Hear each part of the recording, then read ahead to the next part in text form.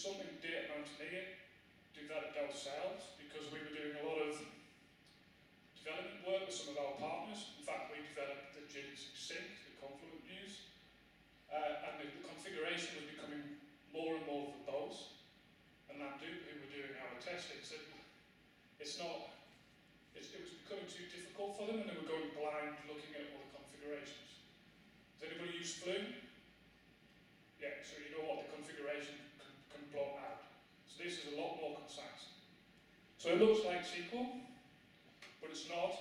It's like a SQL-like syntax. It's just actually an AMP4J parser behind the scenes, but it allows us to develop quickly functionality for all the different syncs that we have. And it also then allows people to write a simple SQL statement to decide what they're going to do. So for example, Kudu supports auto-evolve, so we can tell the sync to auto-evolve all the incoming data from Kafka. Sees a new schema, tries to update the Kudu table, and start writing. Or if we're writing into HBase, we want to say we want to use this guy as a primary key, so we set the primary key there. It's quite useful, quite easy. Here's another more concrete example for Hazelcast. On the left-hand side, we're saying we want to insert into Hazelcast as JSON and into a ring buffer. And on the right-hand side, we want to insert Avro into their reliable topics. CoAP, if there's any IoT guys out there, we have a connector for constrained access protocol. So a bit deeper into Connect itself. So these are the main concepts in Connect.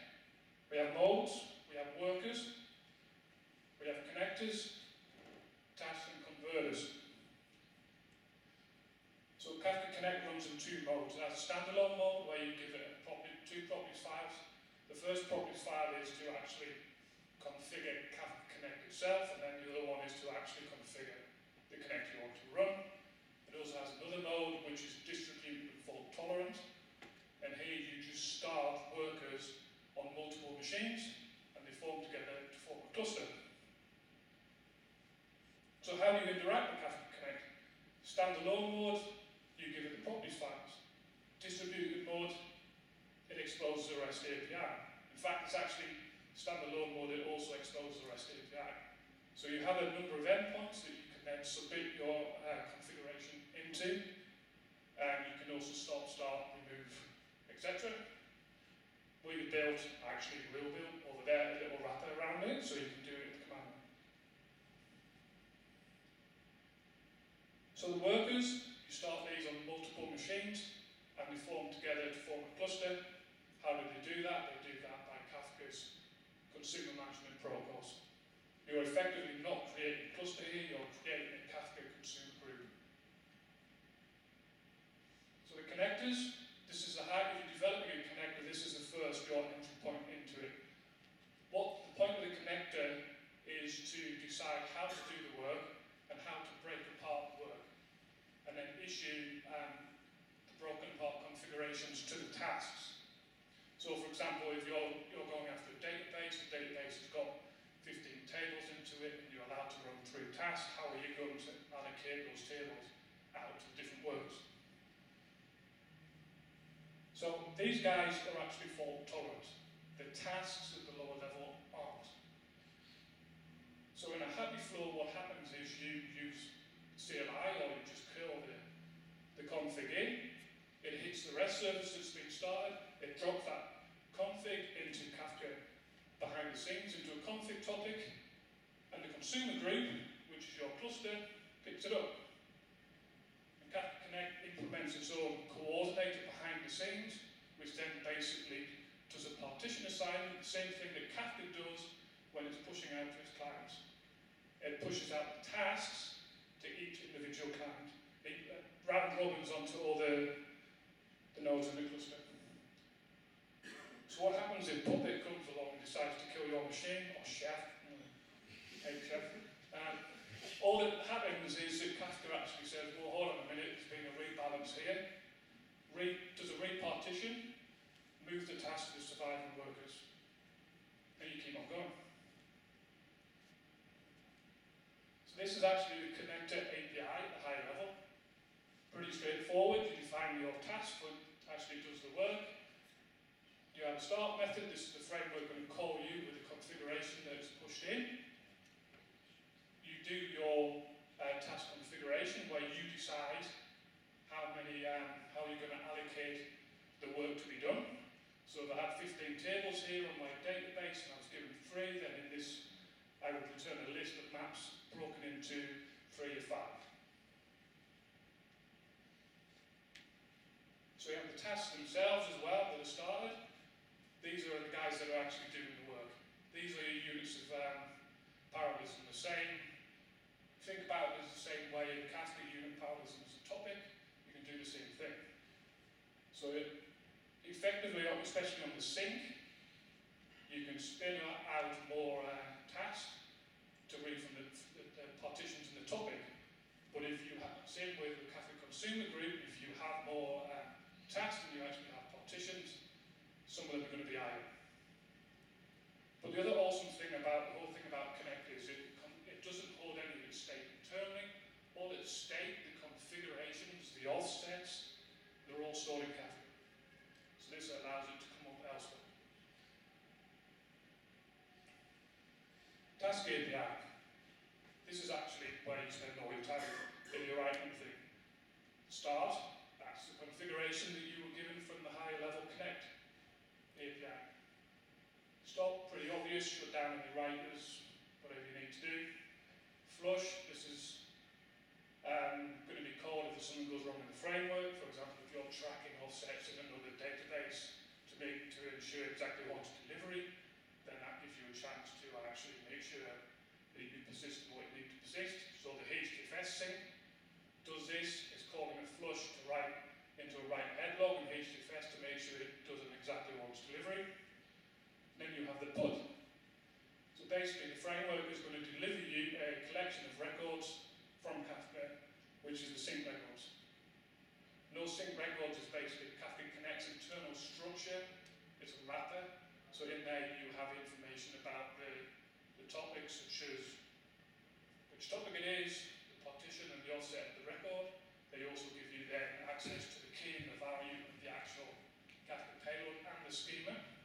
So if you're being a good boy and you're putting in Avro, then you get access to all the fields, etc. So how does it go from Kafka's structure? Because you could put anything you want into Kafka. You could be CSV, XML, whatever. But it needs to go from the payload in Kafka to Connect's framework, and they want to have their own framework, their own data structure, so they give you pluggable APIs, so you get out of the box. There's a JSON converter that comes with Kafka, and then Confluent ship all open source as well, an Avro converter. And you should be using Avro. Because it integrates with schema registry, allows schema evolution, and is very efficient. So these are all our connectors that we have. Blockchain, if you want to listen to blockchain, fine, stand it up with our connector. We have Cassandra, we have CoAP for constrained access protocols. Elasticsearch, Connected Homes is using that in the UK, HBase. Kudu's there, Rethink, quite a lot, InfluxDB. We also have the FTP one that was forked from Enaco, so thank you Enaco. So all our code is open source on GitHub at Data Mountain. All our integration tests are done at Mandu, one of our partners.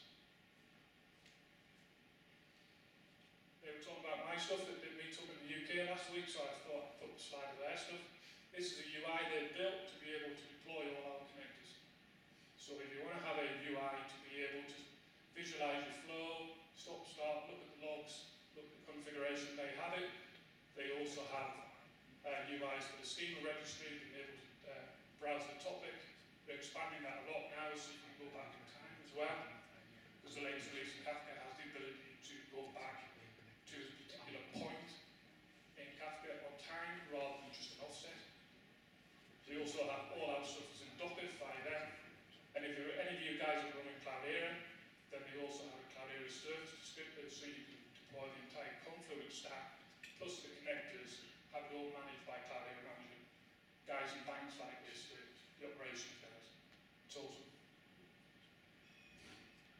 So, to summarise, Kafka Connect does all the hard work for you. It's scalable, fault tolerant, and it's a common framework. There are going to be sources out there that haven't been covered yet, there always will be, but it's a very simple API to get up and go and use it. We normally spend about 2 weeks, I would say, to turn out and connect it. It can be reused. So that's it. So then I'm going to start doing a demo. I don't know how I'll do this holding this mic, but any questions before I move on to the demo? So how hard is it to write your own converter?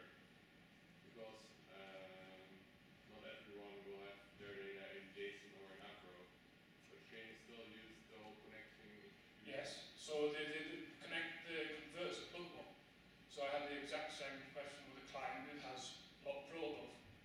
So we haven't done it yet, but you just literally have to implement a few classes, stick it in, and away you go. It's not that hard. But you might also then, if you're thinking about protocols, you may need something that, where is my schema registry for my protocols? You're going to have to get it in somewhere. Anything else? No? Yeah, okay. So, checking I still have my Kafka clusters up and running.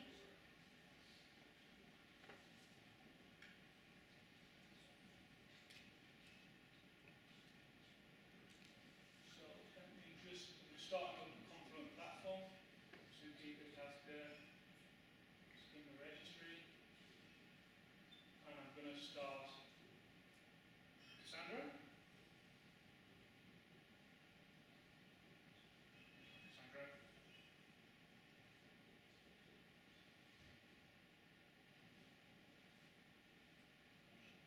So Cassandra's up, so now I'm just going to start a producer, so Java style producer that I've got.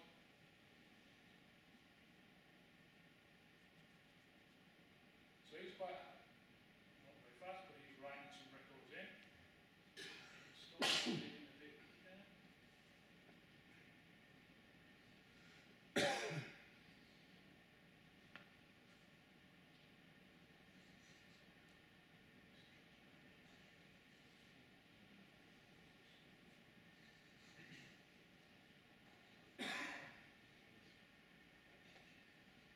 So what I'm going to do is start Connect.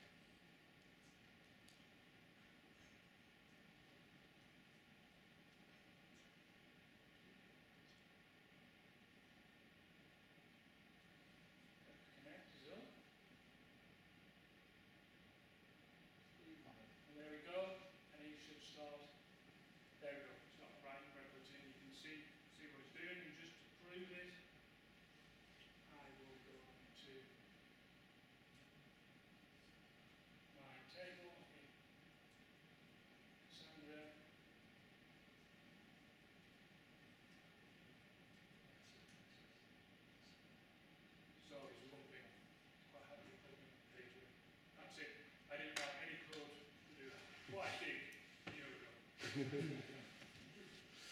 you've got all these things in there, and now let's say I want to write that to Google at the same time. Deploy another config. Deploy another one. Want to put it into Elasticsearch, deploy another one. Want to feed data in from MQT, start another one. And these guys will then show you how to do it in Kubernetes automated. That's it. Cool. Cool.